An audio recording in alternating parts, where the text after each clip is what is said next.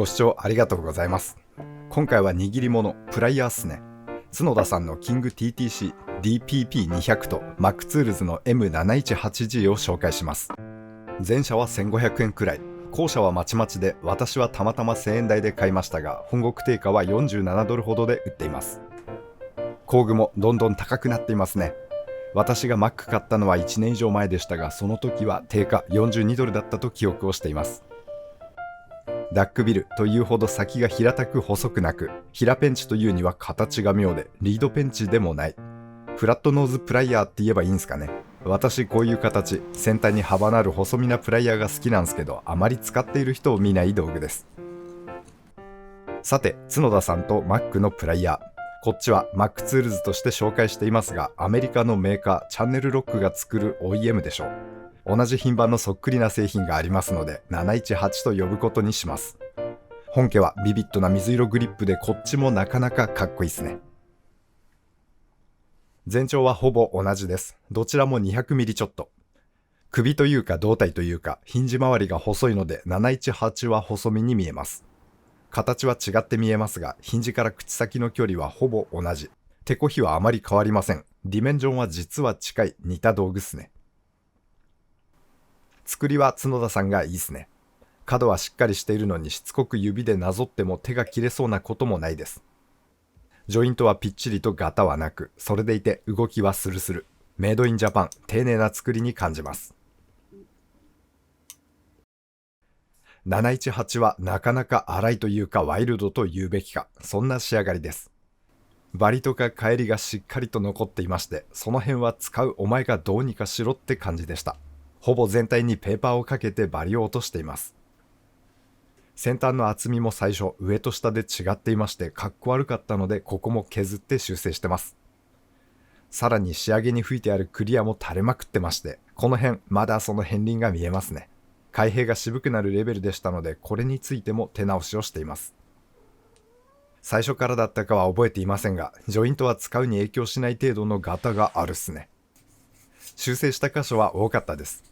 まあなんと言いますか、イメージ通りで、私は納得して楽しくこの作業をやってましたが、私のところに来たもの、お世辞にも出来が良いとは言えないものでした。つかみ面はそれぞれこんな感じ。パッと見で幅が違います。718が 1.5 倍くらい広め。代わりに角田さんは横から見ると厚みがないです。半分くらいの薄さになってます。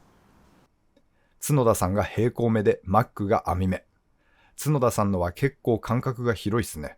どちらも噛み合わせがずれてしまうようなことはありません。グリップの形は重ねてみると似ています。どちらもレモン型というか、718の方がエンドの絞りが小さめっすね。厚み側から見比べると違いがありまして、角田さんが比べると細身、かつ角は落ち気味で丸みを帯びるのに対して、718は太く角が残るというのか、手に当たる部分が面になっています。握り込んでみると、なるほど718が力は入れやすいと感じますね。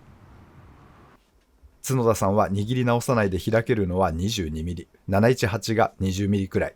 私は手が小さい方ですが、どちらも問題なく使える大きさになってます。どちらも閉じた時に指1本程度のクリアランスは備えます。指を挟んで怪我をしてしまうようなことは少なそうな形状です。このフラットノーズプライヤー、一般的なニードルノーズに比べて縦方向につかめるのが便利ですね。フォースグリップをこじって開くような時には3倍くらい使いやすいです。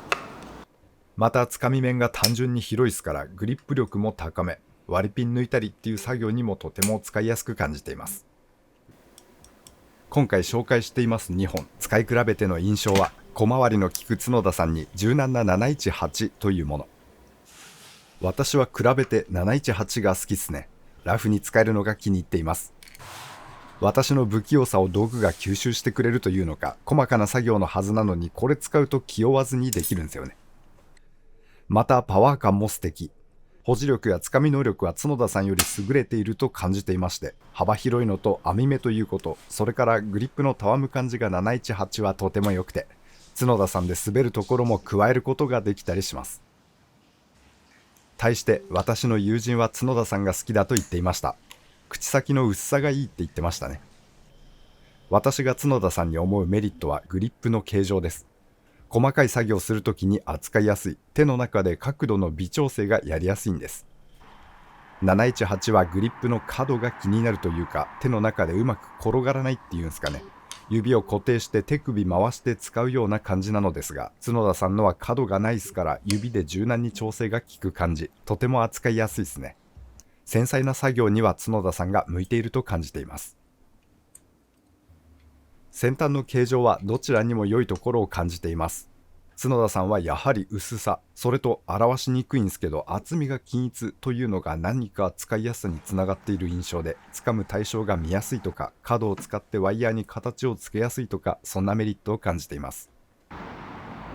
718は先ほどから出てますが、幅広なことがメリットですね。この幅が使いやすさにつながっている感じ。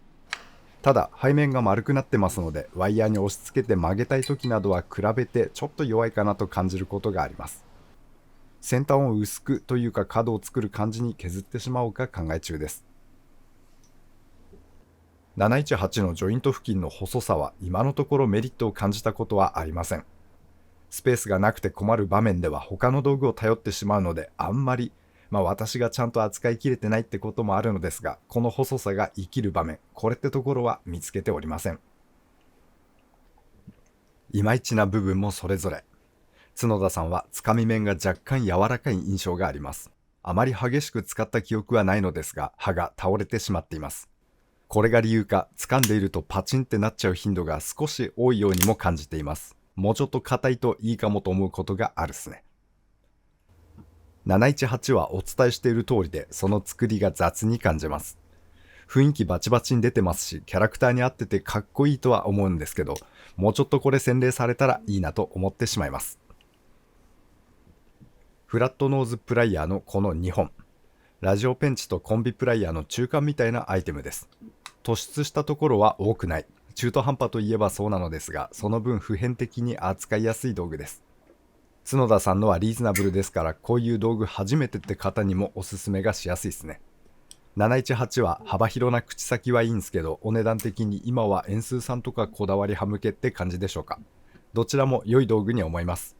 またこの形は各社からロングノーズ、ダックビル、フラットノーズとして出ていますから、ホースクリップパチンパチンしてイライラしている方にぜひ試してみていただきたいです。